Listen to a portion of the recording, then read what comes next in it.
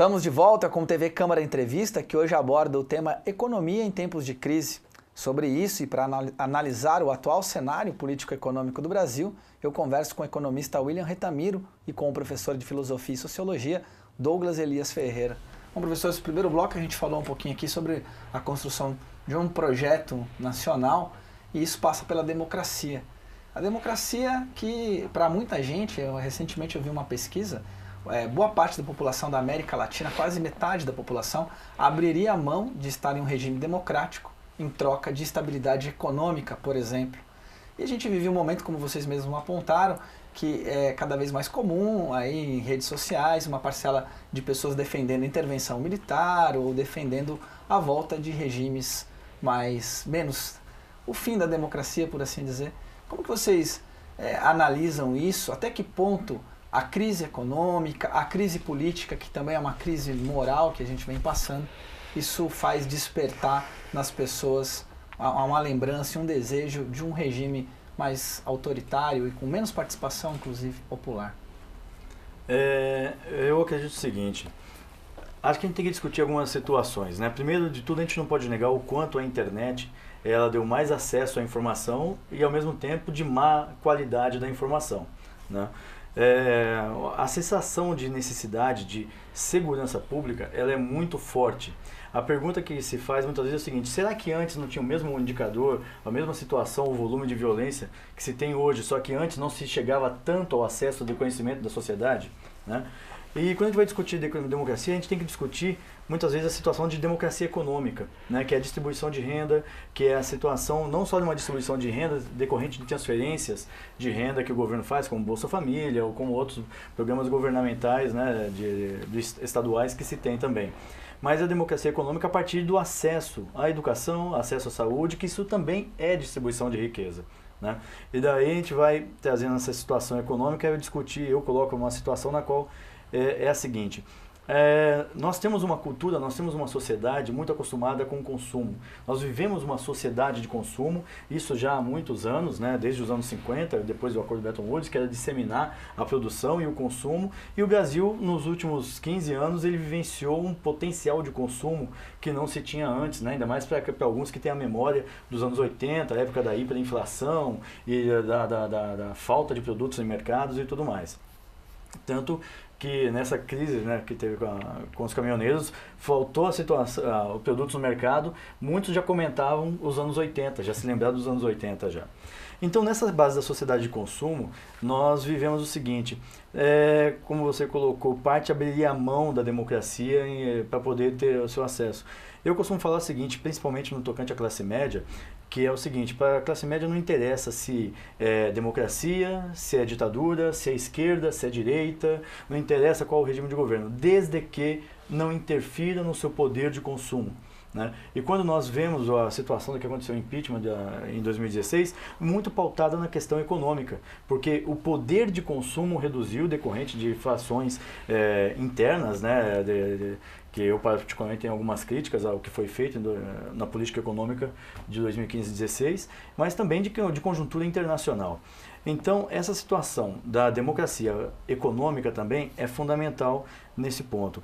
E quando a gente começa a analisar, se coloca também outro aspecto econômico. Qual é o papel de uma estatal? Né? O papel de uma estatal, eu particularmente entendo que é o seguinte, que é desenvolver os recursos do patrimônio nacional a fim de que gere riqueza e essa riqueza seja distribuída para a sociedade, né, em várias outras formas, né? Daí vai se discutir o processo de privatização. Daí a gente, quando começa a analisar a questão da privatização, vou pegar aqui o caso que teve recente, que foi a privatização da Eletrobras. Da Eletropaulo, né? Que uma empresa italiana comprou. Daí a gente começa a analisar a empresa italiana qual foi. Foi uma estatal italiana.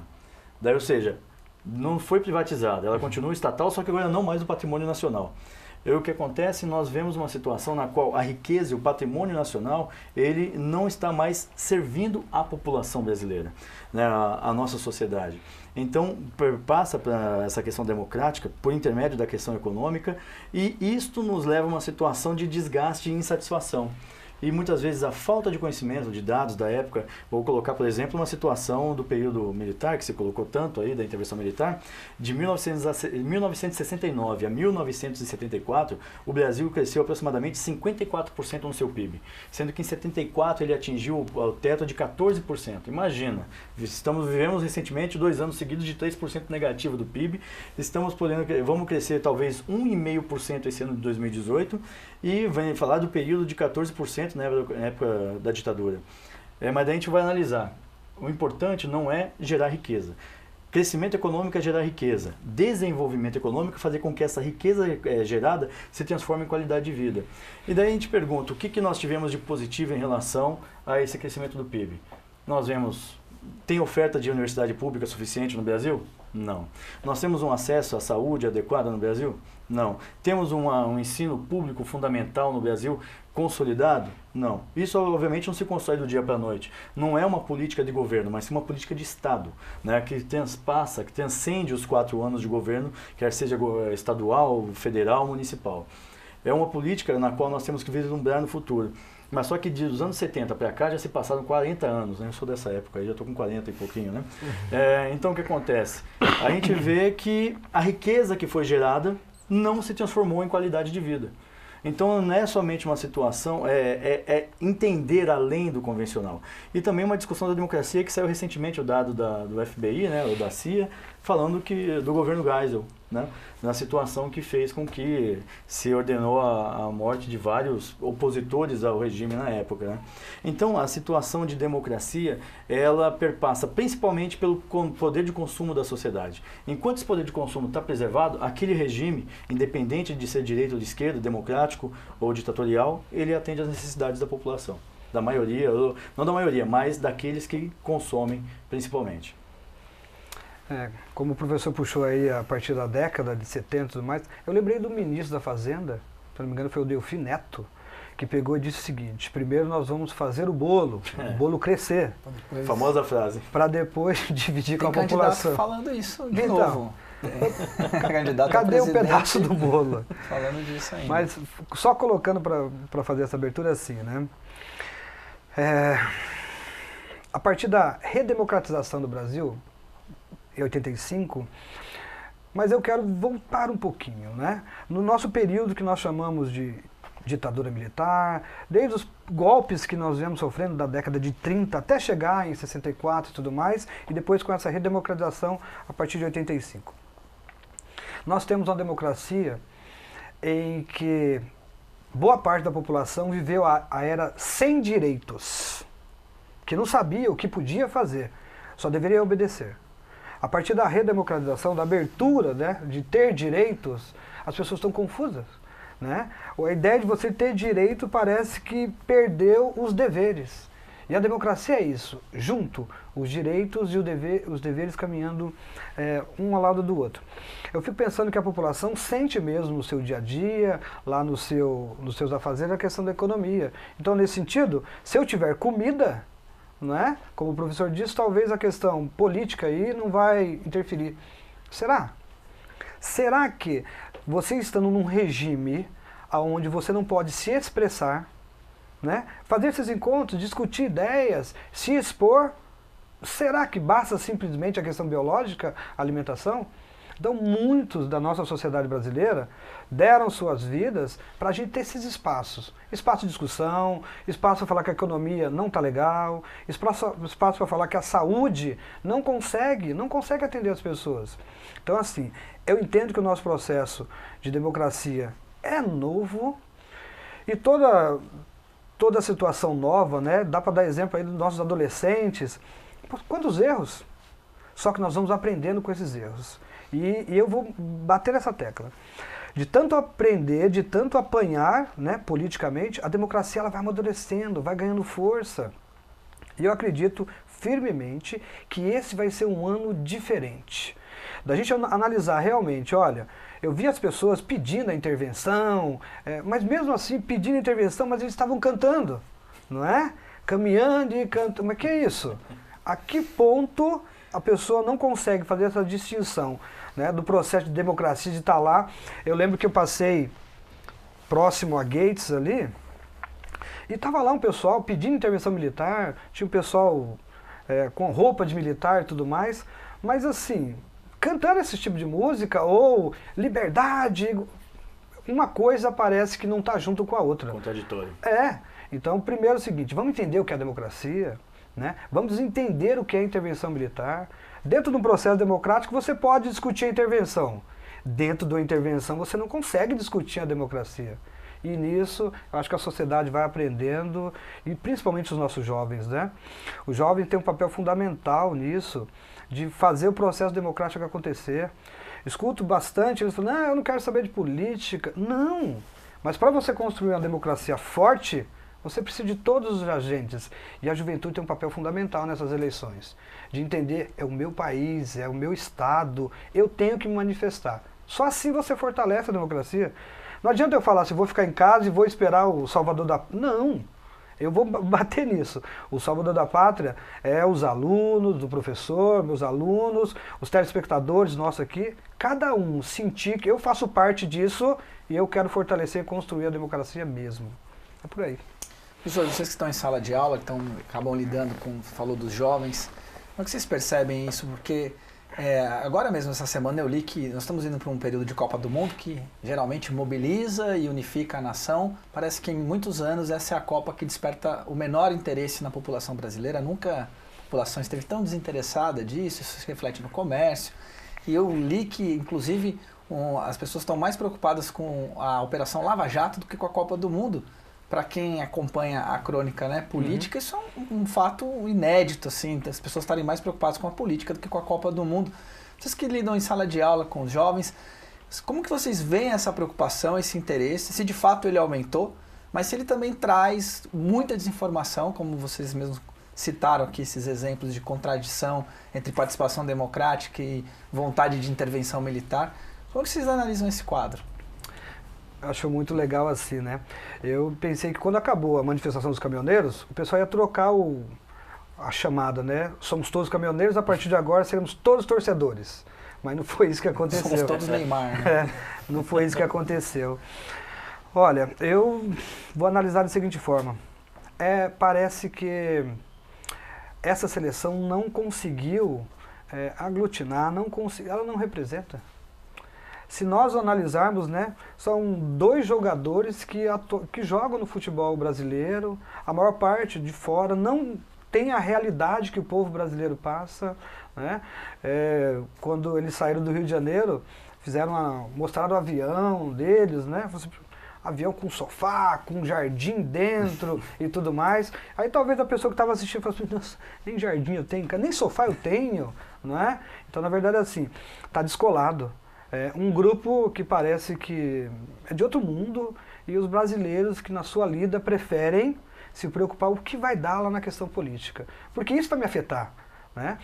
E a questão da juventude é muito interessante porque, por mais que elas discutam futebol, parece que elas associam o futebol mais de forma regional, mais do que a brincadeira um com o outro. Ainda a Copa não chegou para eles, mesmo trocando umas figurinhas, entendeu? Não chegou para eles ainda. E as eleições chegaram, professor? Para a juventude, rapaz, hoje eu estava em sala de aula, inclusive eu estava trabalhando com alguns pensadores, né, Hobbes, Rousseau e tudo mais, né, e fizeram perguntas assim pertinentes, né, o que eu achava da intervenção e tudo mais. Eu vejo que essa juventude, ela está começando a acordar para isso. Mesmo que, e eu admiro eles por causa disso, mesmo que eles tenham um projeto, que eles falem da boca para fora alguns candidatos aí que são muito nervosos no discurso, entendeu? Mas mesmo quando a juventude começa a falar de candidatos nervosos, ela está fazendo opção. E faz parte da democracia. Eu entendo que a partir do momento que a juventude conhecer esses candidatos, possa até mudar de lado. Mas hoje a juventude está mandando recado. Eu não aguento mais a violência, eu não aguento mais. Então, quando o candidato vem com essas possibilidades, não é? A juventude parece, opa, esse é o salvador da pátria. E nós falamos aqui que não é assim que funciona. Professor William? Realmente eu tenho percebido bastante, né? No ensino superior, principalmente nos alunos que ingressam no ensino superior, primeiro ano, é bastante comum essa situação da curiosidade, da percepção. E eu tenho achado interessante porque eu tenho visto mais uma colocação da questão política em sala de aula. Né? Os alunos colocam as suas opiniões, quer seja de direita, quer seja de esquerda, por mais que ambas as opiniões ainda não estejam totalmente maduras, né? Eu também vou me colocar quando eu tinha 18 anos, eu nem sabia o que eu pensava direito de política, né? É uma questão de processo, de maturidade que a gente vai desenvolvendo. Mas é interessante, pelo menos, a colocação do tema, porque daí, de uma forma democrática, você consegue colocar opiniões diferentes, né? Vivi recentemente uma experiência bastante interessante de orientação de um trabalho que eu estava desenvolvendo, no qual os estudantes se apresentaram colocando uma proposta, uma hipótese, né, de que não seria necessário, por exemplo, o Bolsa Família, porque se nós tivéssemos uma carga tributária menor. E a melhor forma que teve para poder se discutir isso aí foi a pesquisa. E no desenvolvimento da pesquisa, com dados baseados em Banco Mundial, IBGE, DIEESE, ou seja, instituições sérias e que fazem pesquisa de fato, eles viram que a hipótese não estava adequada. Ou seja, identificaram ainda mais problemas e viram que os programas de transferência de renda são sim necessários, pelo menos por um determinado momento. E a melhor forma que tem é a colocação desse tema e o debate aberto. Né? Eu, como professor, eu tenho um posicionamento, eu tenho uma ideologia, mas eu não deixo essa ideologia transparecer ou influenciar dentro de sala de aula a ponto de se gerar ou de disseminar. Tanto que eu até brinco, né? Os alunos me adicionam no Facebook, né, para poder ser amigo, e eu falo só depois que para deixar de ser meu aluno, né? Porque eu me coloco bastante no Facebook, né? Quem me acompanha no Facebook sabe que eu me coloco bastante ideologicamente. E eu evito segurar um pouquinho para que eles não se sintam, digamos assim, bom, eu tenho uma opinião influenciado ou até mesmo o contrário. Bom, eu tenho uma opinião diferente do professor, mas só que se eu falar, eu vou começar a mudar. E não, tem que ter liberdade, tem que ter essa democracia em sala de aula. Então eu vejo que sim, chegou sim em sala de aula, ainda que de forma meio incoerente ou imatura, mas de fato está sendo colocado. Comparado com o período da minha época, né, eu costumava estar muito mais pintando calçada de verde e amarelo nessa época do ano do que de fato estar discutindo política. Mas eu acho que o agravamento social e político e a crise econômica tem sido a maior que nós temos vivenciado e que leva também essa juventude. E não podemos negar a influência da internet, das redes sociais no dia a dia, né? A televisão, muitas vezes, ela deixou de ser um condutor de opiniões, mas ao mesmo tempo a internet ela dá essa liberdade, mas dá uma liberdade que muitas vezes não tem a qualidade da informação, não tem uma base adequada, são as chamadas fake news, né, que se colocam tanto por aí. Mas é indiscutível que chegou esse assunto. A questão é a qualidade de como tem chego. Mas aí é um processo de desenvolvimento, maturidade, pesquisa, análise científica dos fatos, para daí então a gente poder tirar uma conclusão. Quer seja para um lado, quer seja para o outro, mas desde que devidamente pautado e respeitando principalmente as diferenças de saberes, como já dizia Paulo Freire, né?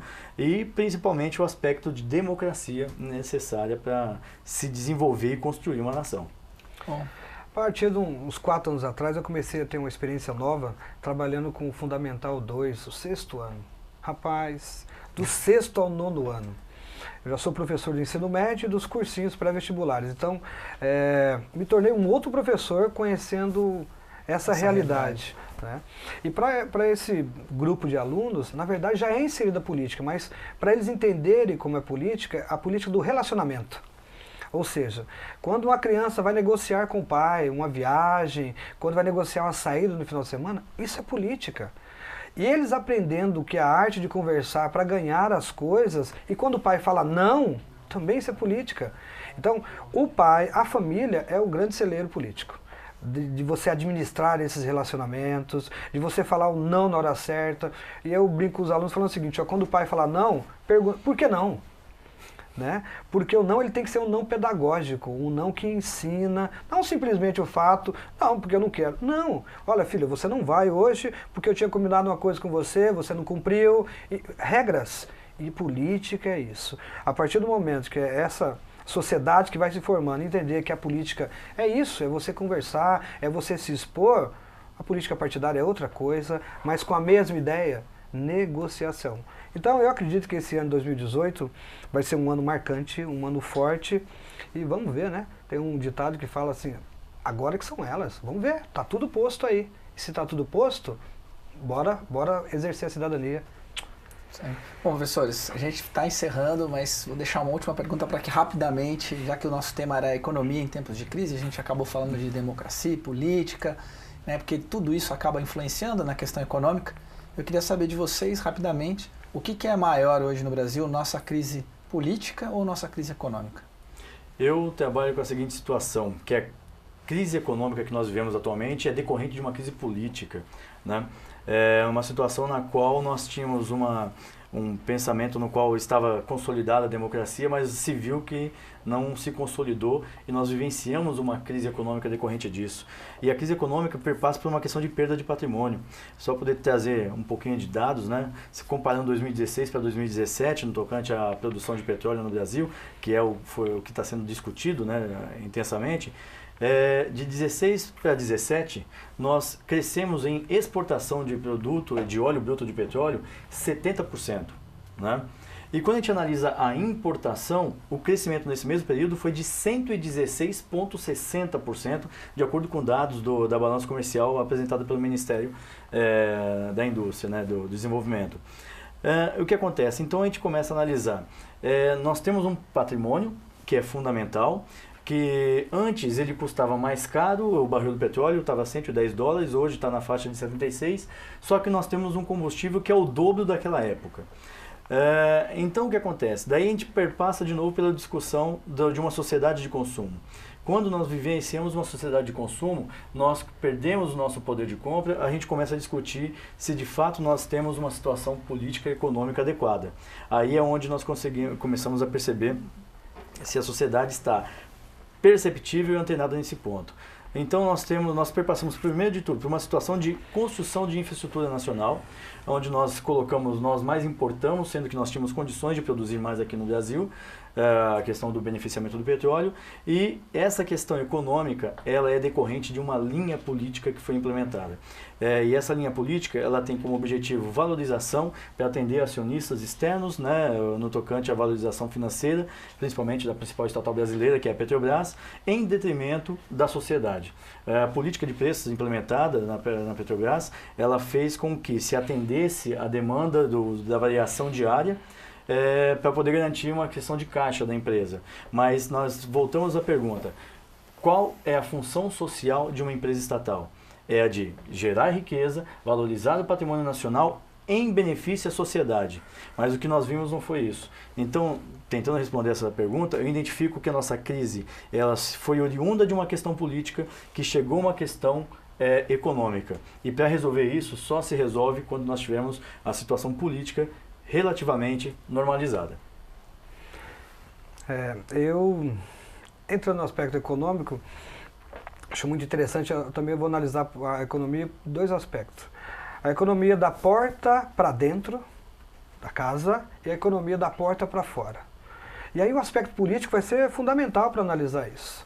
Não é? Se você tem a economia em casa para gerir as coisas, para fazer o controle, da porta para fora você vai conseguir comprar um pouco mais, vai conseguir ter um lazer, mas tudo vai depender da sua casa, como é administrado isso.